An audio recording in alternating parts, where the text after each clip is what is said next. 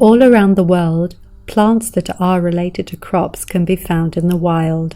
They are called crop wild relatives. Since the beginnings of agriculture, crop wild relatives have been used as a source of traits to improve the yields and nutritional quality of crops. All of the crops we have today have crop wild relatives associated with them. So if we think of wheat comes from the Fertile Crescent, which is Jordan, Israel, Syria, Lebanon, Turkey into Iraq.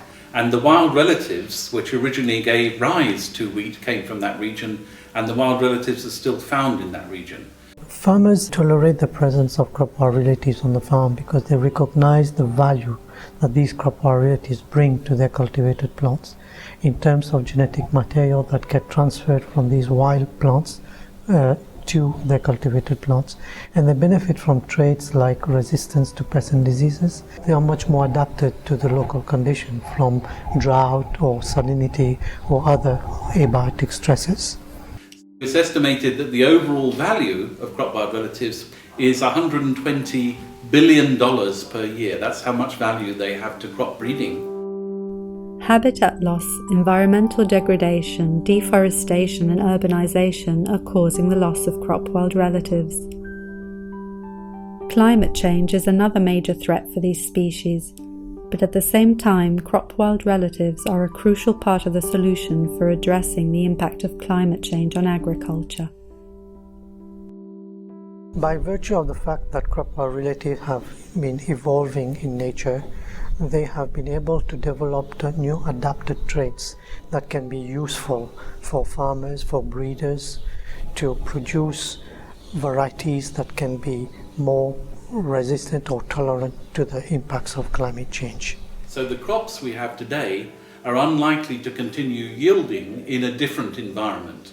So we're looking for traits that can withstand climate change, and they're not found within the traditional material used by plant breeders. So they're found in these crop wild relatives, which have greater breadth of diversity than the crops themselves.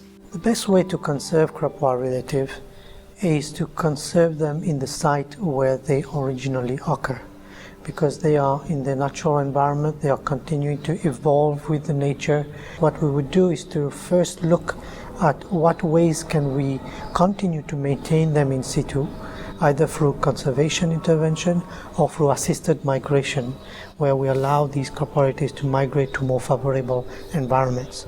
If that's not possible, then the alternative option is to collect them and conserve them in gene bank, in ex situ collections.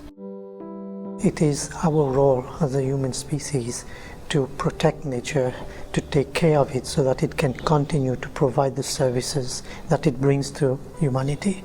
And crop wild relatives is a good example to show how we can connect nature to agriculture in providing important traits that will allow us to feed ourselves and our future generation.